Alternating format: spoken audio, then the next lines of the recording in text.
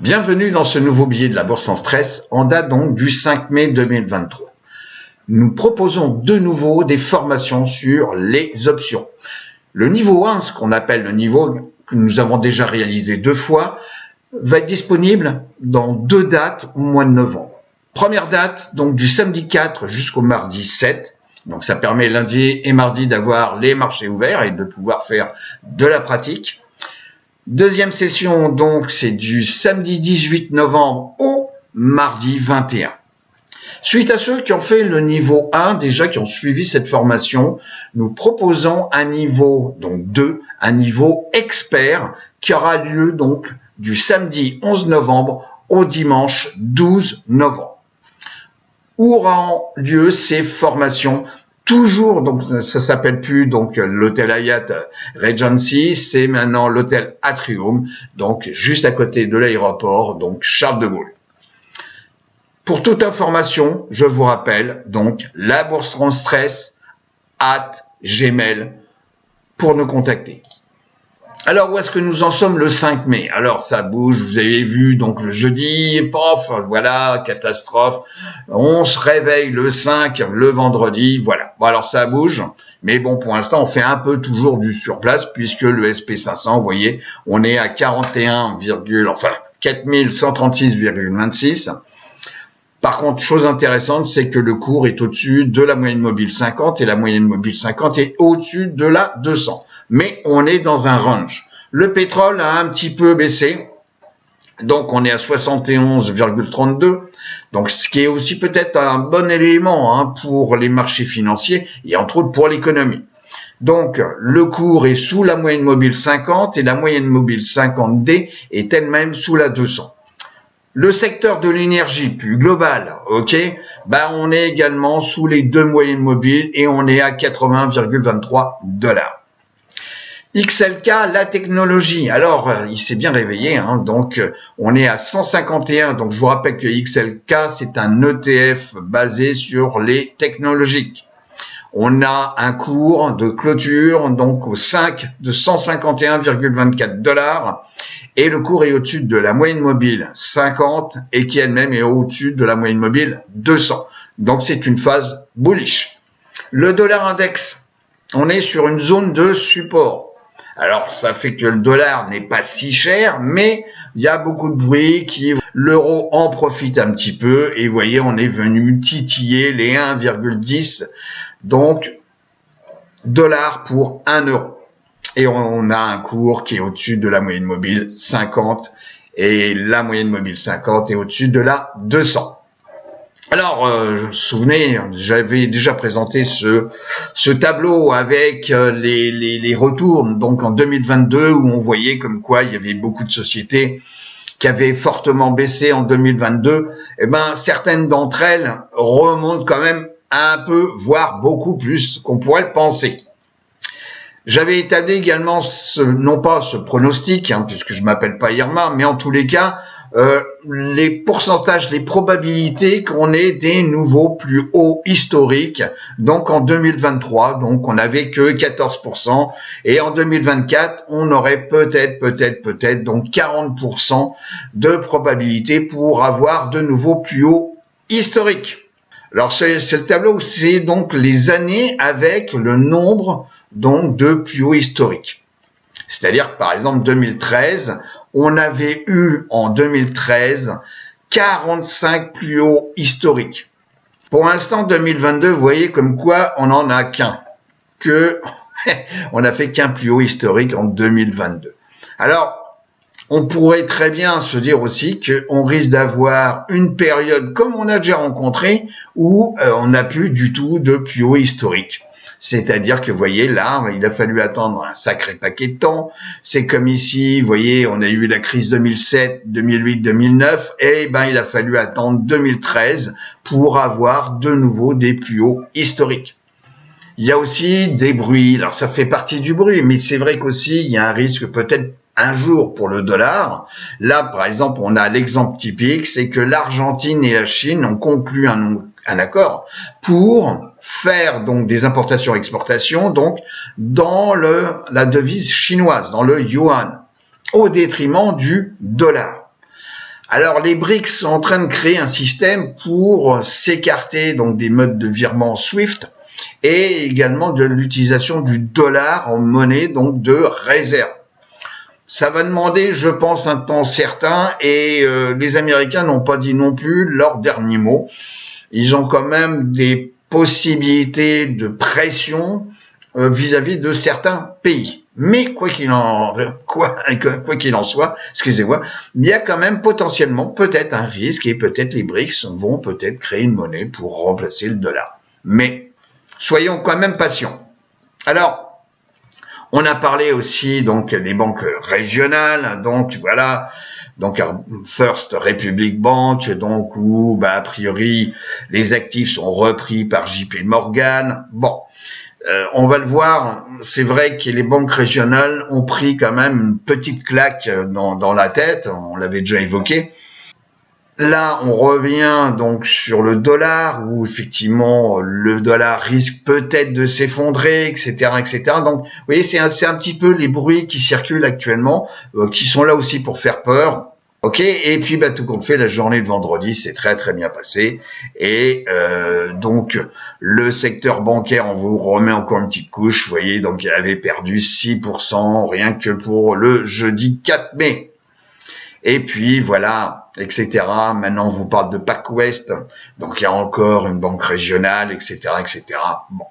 Alors, il y a aussi quand même des bonnes nouvelles.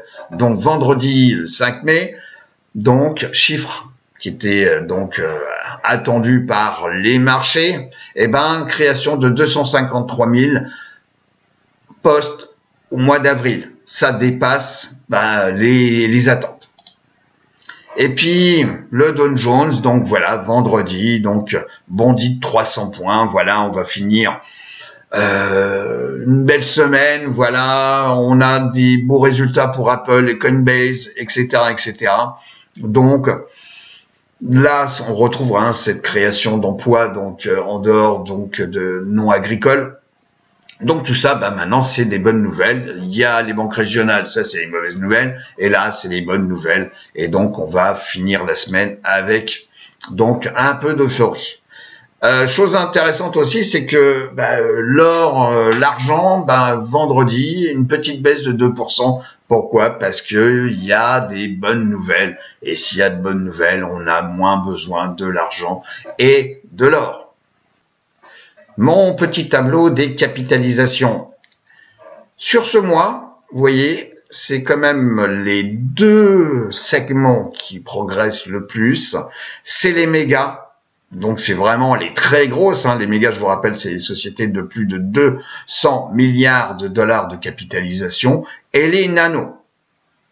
Donc, si on regarde sur la performance sur la semaine, vous voyez comme quoi ce sont les nanos et les micros qui sont positifs, et les autres, les mégas reculent très peu, mais par contre les middle, les small et puis les larges, donc les larges, je vous rappelle, c'est entre 10 milliards et 200 milliards de capitalisation.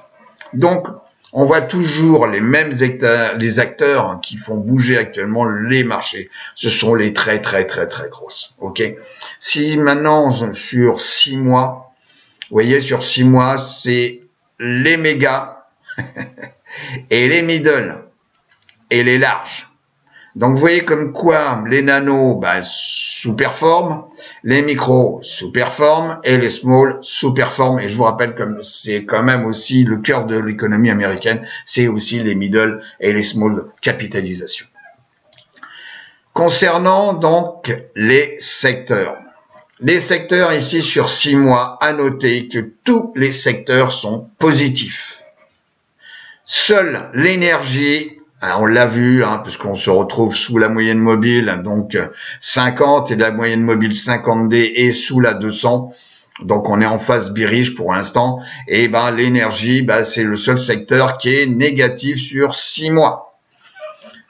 Concernant cette semaine qui vient de se terminer, on voit que la technologie s'est bien réveillée. Pratiquement 0,7 donc de progression. Bon. On a également la santé, les utilities. Par contre, l'énergie, vous voyez, là aussi, ça a pris une bonne claque. Alors, Concernant la saisonnalité, je vous rappelle, c'est donc une saisonnalité qui se situe depuis 2009 jusqu'à 2022. Donc c'est simplement avoir un pourcentage où deux fois le cours finit plus haut qu'il n'a fini, et ceci mois après mois. Concernant le mois d'avril qui vient de se terminer, on avait 86% des fois où, en termes de probabilité, de 2009 jusqu'à 2022, le cours finit plus haut qu'il n'avait commencé en début de mois. On va voir ça juste après. Concernant le mois de mai qui vient juste de commencer, on a 71% des fois où on finit plus haut qu'on avait commencé. Concernant le mois de juin, on a que, même si c'est au-dessus de 50, mais on a que 57% des fois où on finit plus haut fin juin qu'on avait commencé. Et par contre, on retrouve à peu près la même constante pour le mois de juillet, où 86% des fois, on finit plus haut à la fin juillet qu'on avait commencé en début juillet. Alors, si on regarde maintenant, donc en bougie mensuelle, donc ici, donc avec les bandes de Bollinger, la moyenne ici, mobile, 17 mois, on est en bougie mensuelle. On voit d'abord que premièrement ici, c'est le mois d'avril, et au mois d'avril, on a fini plus haut qu'on avait commencé. Et on a clôturé au-dessus de la moyenne mobile 17 mois. Alors, est-ce que ces précurseurs, puisque là, on avait percé la bande inférieure donc de Bollinger, il y a eu donc réaction, on est reparti vers le nord. Est-ce que c'est de bon augure? Je dirais, pour l'instant, on est quand même ici dans un range horizontal. Il va falloir attendre donc un petit peu pour avoir des confirmations.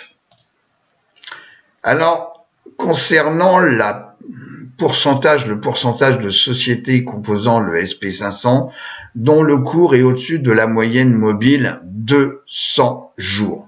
On voit que actuellement 48% des sociétés qui composent le SP500 est à un cours au-dessus de la moyenne mobile de 100 jours.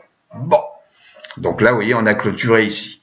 On a eu ici un test d'un point bas. Il y a quand même un courant, donc au courant Mars.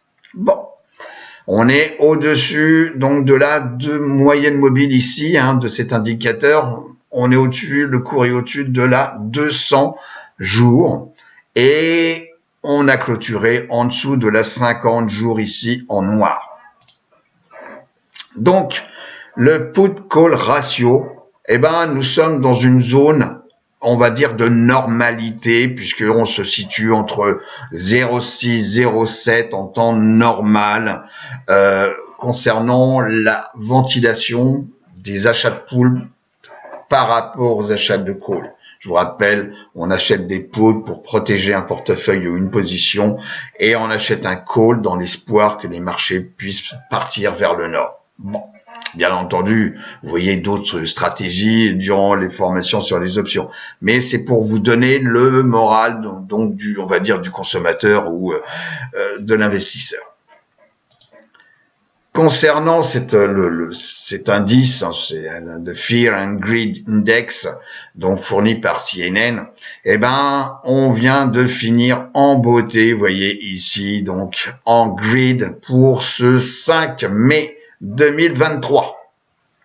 Le SP500, donc en bougie hebdomadaire, vous voyez comme quoi nous étions dans un canal descendant.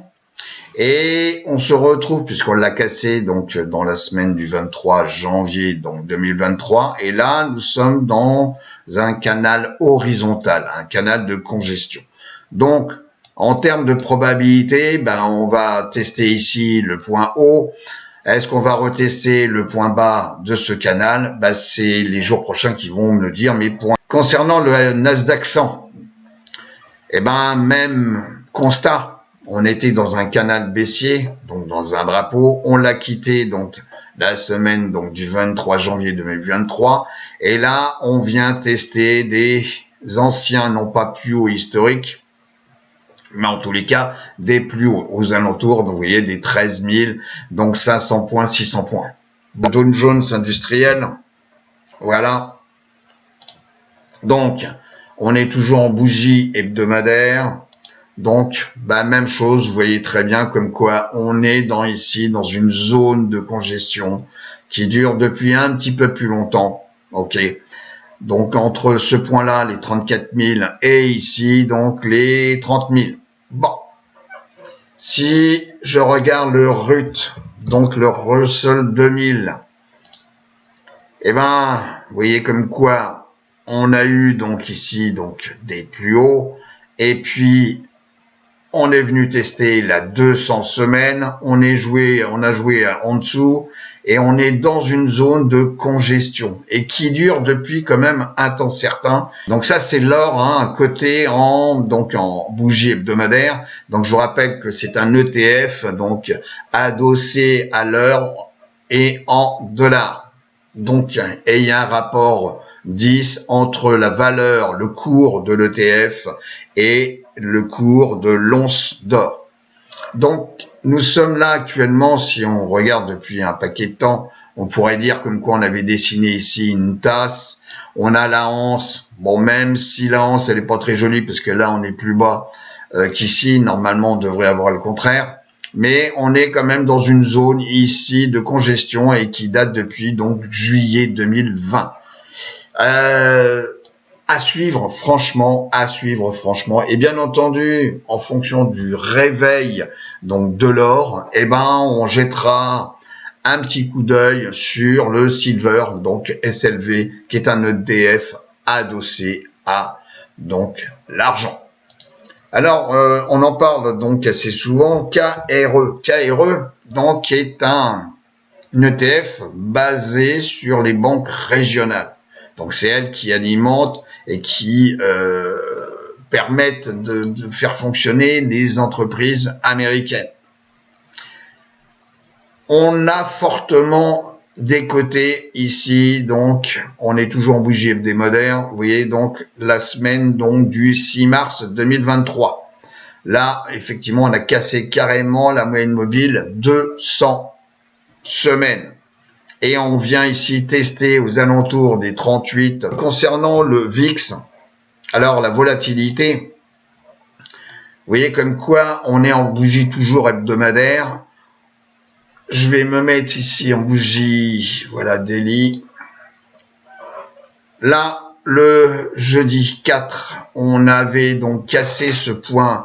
C'est un point pivot pour moi, c'est les 18,40 et on était venu jouer avec la moyenne mobile ici 10 jours. Bon, par contre, vous voyez le vendredi, reflux total de la volatilité et on est revenu intégrer donc ce range horizontal et on a clôturé avec un VIX à 17,18. Donc, chose intéressante, c'est de comparer la volatilité de la volatilité avec la volatilité, c'est-à-dire VVIX par rapport au VIX. Et là, généralement, vous voyez comme quoi depuis un temps certain, le point bas avait été atteint, donc là, on est toujours en bougie, là on est en bougie, donc daily. Donc le point bas avait été donc en mois d'octobre donc 2022. Et depuis, vous voyez, les points bas sont toujours plus hauts et les points hauts sont toujours plus hauts. Et la tendance est quand même relativement bonne, puisqu'on se situe maintenant au-dessus de la moyenne mobile 50 et la moyenne mobile 50D avait croisé à la hausse, donc là, ici, le 17 janvier 2023, la moyenne mobile 200. Et pourquoi je vous dis ça? Parce que si je compare par rapport au SP500, j'en ai parlé plusieurs fois, donc par rapport au SP500, donc on va se faire comme ça. Eh bien, quand vous avez généralement cette comparaison du VVIX par rapport au VIX qui a une tendance haussière, on observe que le SP500 aussi. Et c'est quand le SP500, quand le VVIX divisé par le VIX casse à la baisse la moyenne mobile ici, donc 10 jours 50, c'est là où on a un reflux des marchés, c'est-à-dire un reflux du SP500. Donc pour l'instant, je dirais comme quoi on est dans une zone de quiétude et cette comparaison du VVIX par rapport au VIX va dans le bon sens. Revenons il y a quelque temps, j'avais évoqué avec vous donc au mois de novembre des sociétés à suivre qui étaient Meta, Intel, NTC et General Electric. Et moi, ce que je vous propose, c'est pas de dire voilà, non, c'est de revenir donc par rapport à ce que j'avais vu, c'est de voir un petit peu où est-ce qu'on en est aujourd'hui. Donc, on va regarder déjà Meta.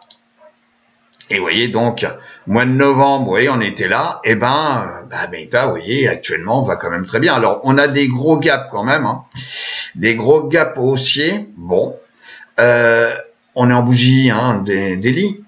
On a ici cassé la moyenne mobile 50 à croiser à la hausse la 200, et puis peut-être on a une perspective peut-être de combler ici un gap baissier que nous avions eu donc il y a quelques mois. INTC, Intel, qui était, je vous l'avais pas présenté, mais c'était un peu le parent pauvre donc des semi-conducteurs.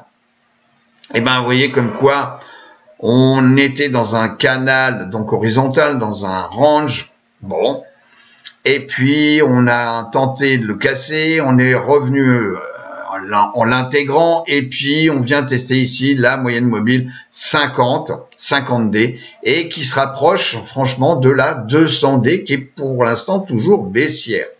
Bon, en tous les cas, à suivre. C'est pas la meilleure des sociétés, mais c'est pas la plus nourrie non plus.